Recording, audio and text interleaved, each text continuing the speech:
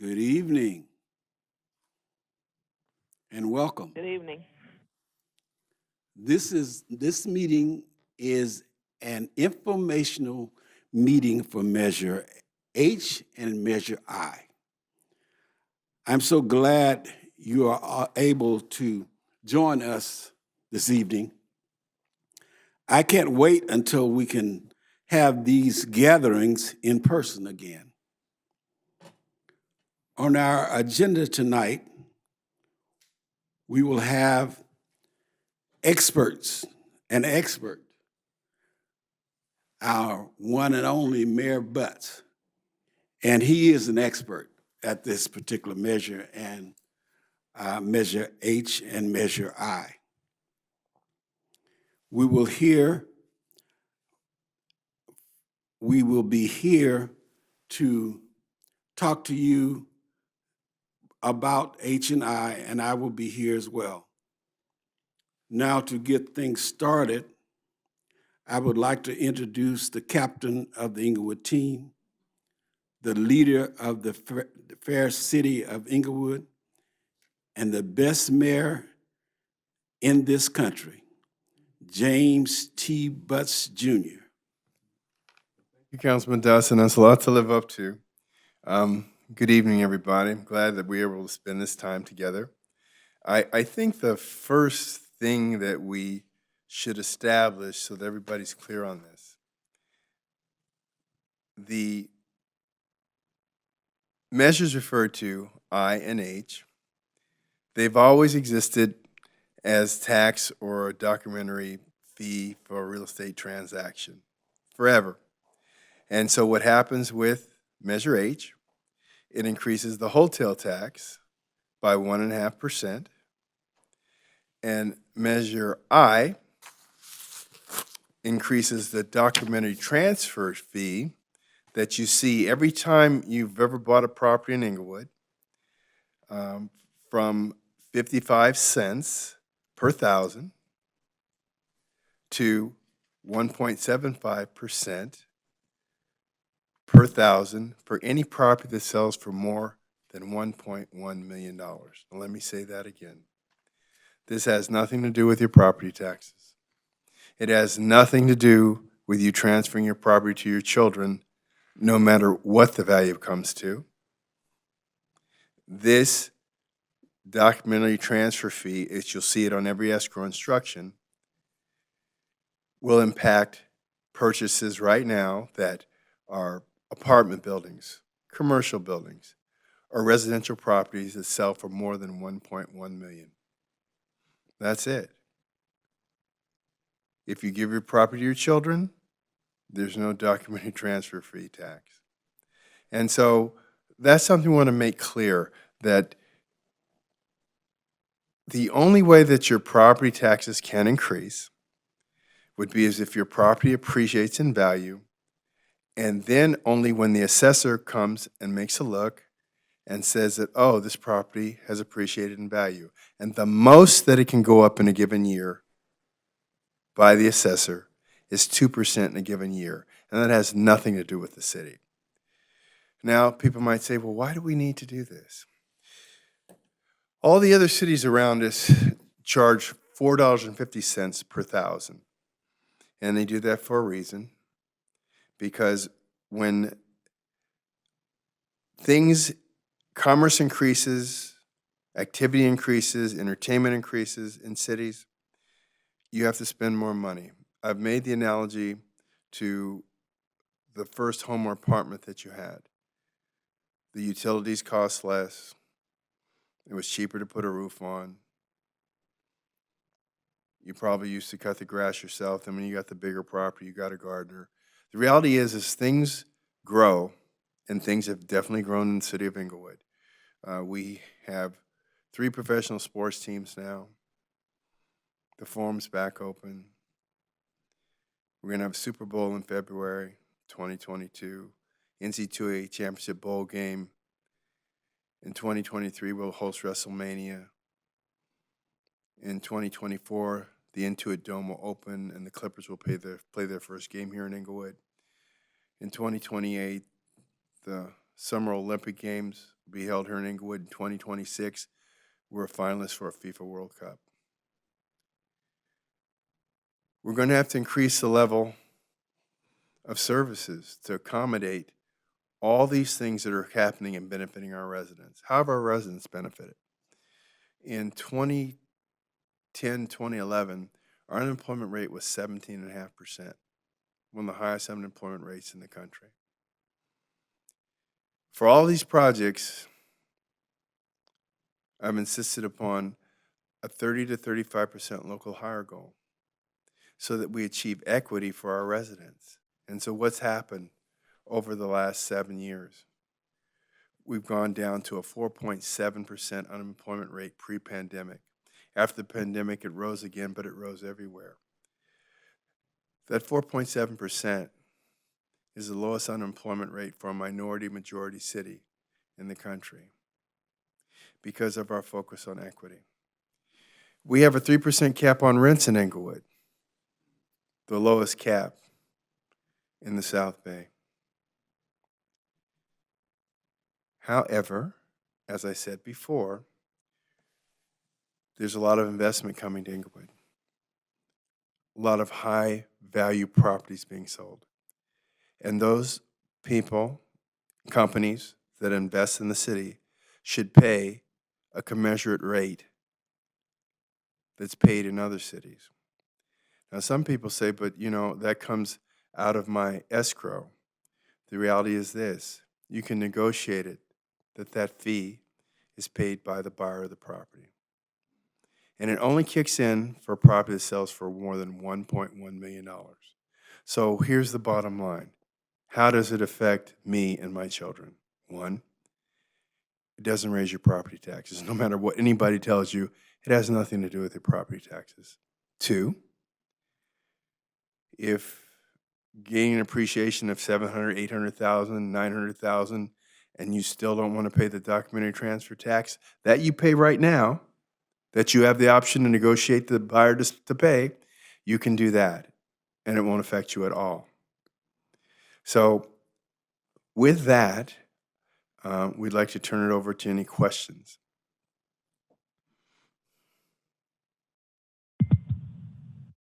Again, we're open for questions.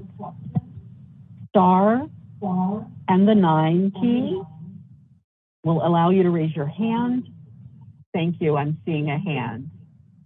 A moment.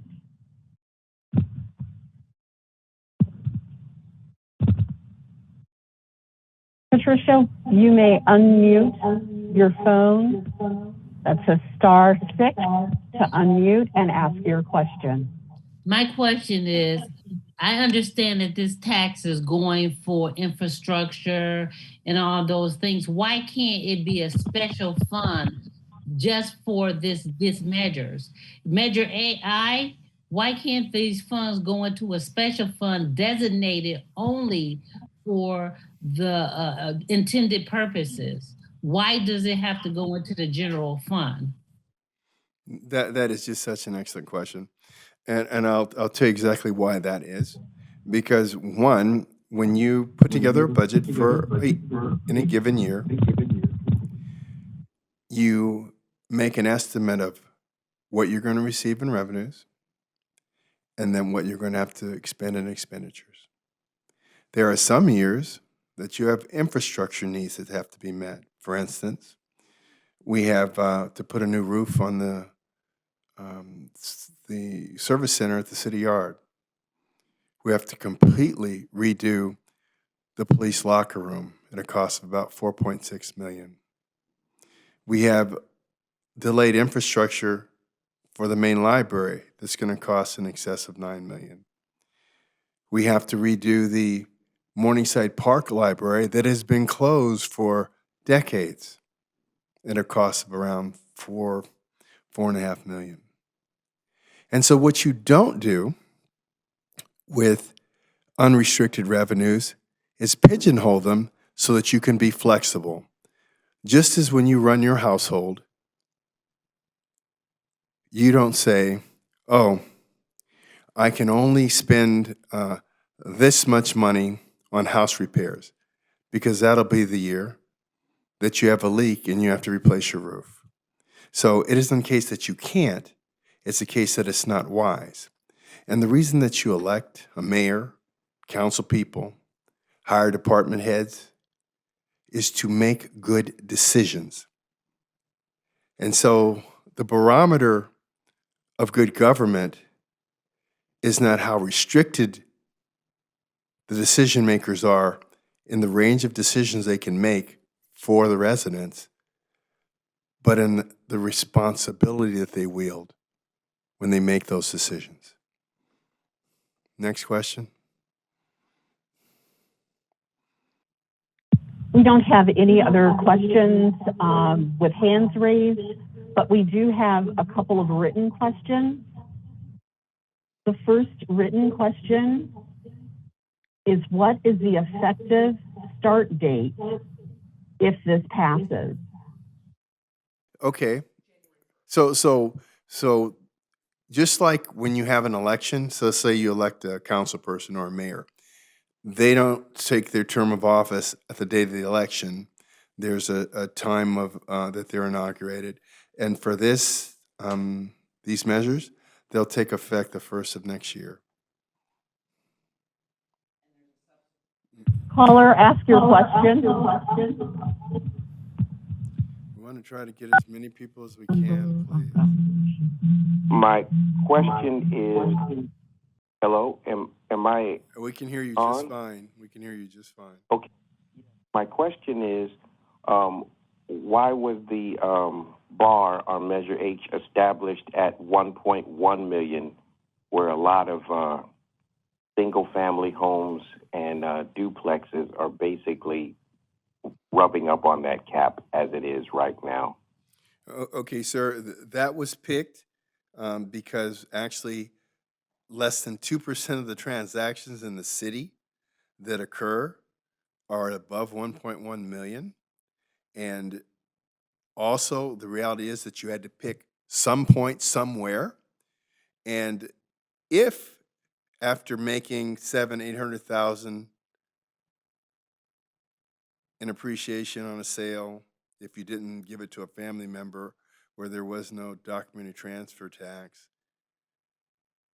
you could still, if it was single-family residence, if it was any kind of residence, if it was a commercial property, you could write into the escrow instructions, just as you negotiate the broker's fee, that the buyer would pay either the increase or to pay the entire documented transfer tax. So you can why this to death, but the reality is that less than 2% of the properties that turn over in the city right now will be affected by this. And even if one of them was a single-family residence, even if that was the case, you could negotiate that the buyer paid that at the close of escrow. Oh, well, first of all, every city has a mixture of city employees, services that are provided by city employees, and services that are done by private contractors or consultants. And there's a reason for that. Because one, some projects require equipment and expertise that the city does not have. And sometimes you realize that you have a city staff that is too large in certain areas. And so what cities have done over the years with the explosion in pension costs and benefit costs is that they've sought a balance between in-house employees and services that were outsourced. And those decisions are made based upon the quality of work to be done, how much cheaper it is to have certain things done outsourced so that cities can survive. And that's how those decisions are made. And as I said earlier, this is why you hire department heads. This is why you elect council people, because they're supposed to make wise, prudent decisions, and the balance of a workforce is another one.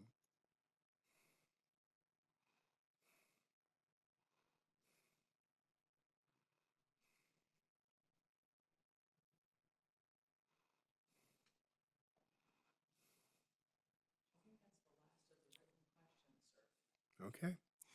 Well, anyway, we wanna thank everybody for your time and attention. And again, I believe the main thing that people want to understand, and I really want you to take this away. This is not a property tax increase. It will never be a tax increase. This is a documentary transfer fee that if you looked at the paperwork in escrow when you bought your house, it was paid when you bought your house. The only thing that changes is that after a property sells for more than 1.1 million, that fee goes up from 55 cents to 1.75%. That's it. You still have the ability, as you always have, to negotiate that it's paid by the buyer at the close of escrow. It does not raise your property taxes. I can't say that enough. It has nothing to do with your property taxes. What we have right now is 55 cents per thousand. LA is $4.50 per thousand. Culver City, $4.50 per thousand. Santa Monica, Beverly Hills, the same. We're less than 1/5 of what they charge for this documentary transfer fee. So I want to thank you on behalf of myself and Councilman Dotson, and I hope that you'll be able to take this information, because you know what? Voting is a sacred right. We want you to vote, but we want you to understand what you're voting on. We don't want you to vote based upon rumors and what your neighbor thinks that he heard from the guy around the corner. We want to tell you the facts. And the fact of the matter is this, that the city of Inglewood has to prepare itself for the future. I've been the mayor going on 12 years. I work for less than 50% of what I've made in my prior employment, and less than 1/3 of what I could make working somewhere else. I'm here because I love the city. I came back to the city after being gone for 20 years in the city of Santa Monica and the city of Los Angeles. And the only reason I'm here is to build the Inglewood of the future and to have that city be sustainable economically, to make the right decisions now so that we're prepared to enjoy this bright future. As I said before, we have all these things coming. We have 3 professional sports teams. What we've done in the last 7 years has only been replicated in 3 cities in this country. And they're mega cities: New York, Los Angeles, and San Francisco. But what we did in 7 years took them a generation. So we have to prepare ourselves for the generation that we're in right now. So thank you very much. Councilman Dotson, thank you for inviting me. I want to thank you, Mayor, for being here. I understand that you are very busy, and to take the time out to come and help me with this meeting, I will never be able to thank you enough. But I want the audience to know that I hope that you were listening, because I've gotten so many questions about this Measure I. The mayor explained it so very well. And I hope that you will now know what you're voting for, or voting whatever. So with that, I'm going to say thanks for joining us. And if you have any other questions that we did not answer tonight, you can call City Hall and get my office, and I will answer your question. With that, thank you very much. Good night, everybody. Night.